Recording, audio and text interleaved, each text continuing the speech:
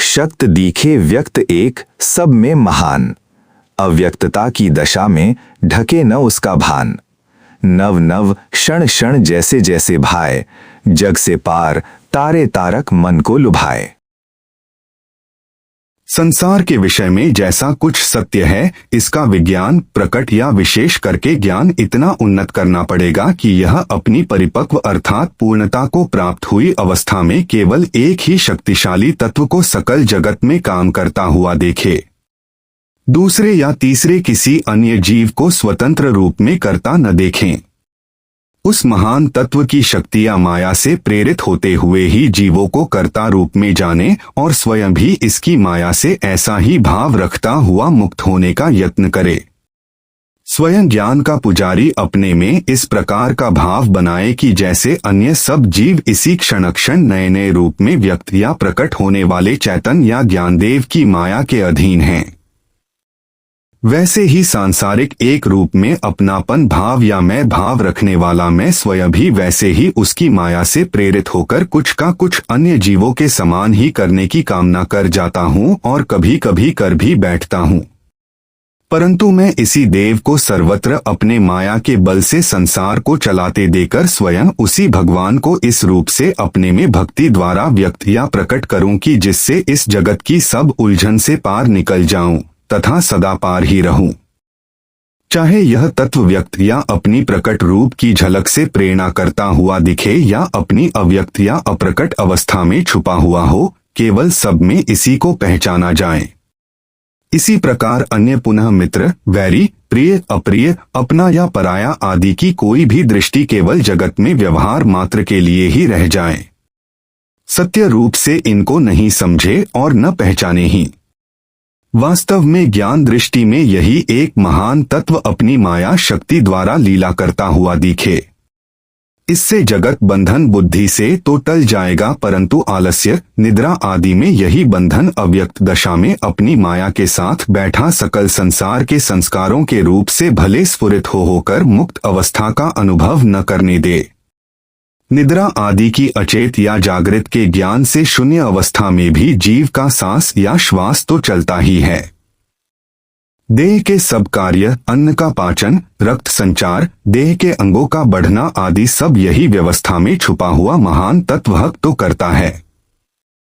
यही वार्ता कहने की है कि अव्यक्त अवस्था में भी विशेष क्षण क्षण नया नया ही परखे, परंतु उद्योग करके थोड़ा निद्रा के वेग को जीत कर ही इसको उस अवस्था में क्षण क्षण अपना नया नया खेल दिखाते अनुभव किया जाएगा।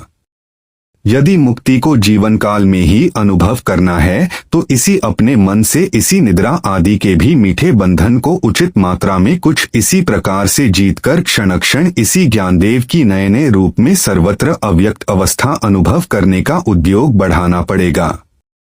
जब यह हर एक क्षण अपनी नई नई झांकी प्रकट कर आपके ज्ञान या अनुभव में दिखलाने लगे तो यही ज्ञानदेव अनंत रूप से असंग भी दिखलाई देने लगेगा, अर्थात स्वयं यह जो क्षण क्षण झलकता है इसका किसी के भी कोई संग नहीं, अपने क्षण में न्यारा ही है। इसके प्रकाश का हर एक क्षण अपने में न्यारा न्यारा ही दिखेगा। जहां तक कि सर्वत्र प्रकाशमान रहता हुआ यह कहीं भी जगत की दृष्टि तक भी नहीं बनने देगा, अपने ज्ञान रूप से एक रूप ही अनुभव में आएगा। तब आनंद रूप से मन को लुभाया भी संसार के किसी भी सुख की स्मृति या याद तक न आने देगा। तृष्णा पुनः किसकी होगी जो प्राणी को संसार में पुनः जन्म देगी।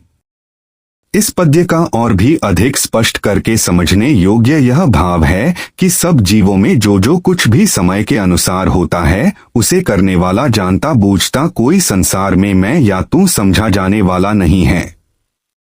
वह तो अपने समय या मौके का कोई विशेष ज्ञान ही है जो कि समय पर अपना ही कोई विशेष भाव बनाकर या रचकर सबको प्रेरित कर जाता है, देहों को पुतलियों के समान घुमाता है। जैसा वह बालपन, यौवन या वृद्धावस्था में समय समय पर व्यक्त या प्रकट होकर उसी समय के उस आयु वाले व्यक्तियों को चलाता है, वैसे ही भूख, प्यास नाना रोगों की अवस्था में उस समय के अनुसार किसी विशेष रूप के ज्ञान से व्यक्त या प्रकट होकर अपने ही ढंग के विचित्र काम क्रोध आदि विकारों को तथा भय शंका आदि को रचकर सब जीवों को पुतलियों के समान चलाता है।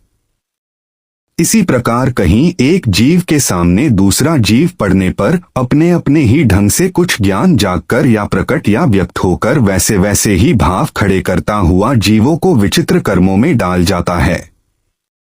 बच्चे स्त्री पुरुष या अन्य किसी भी जीव को देखो कि वह हर एक समय क्षण क्षण कुछ समझता है।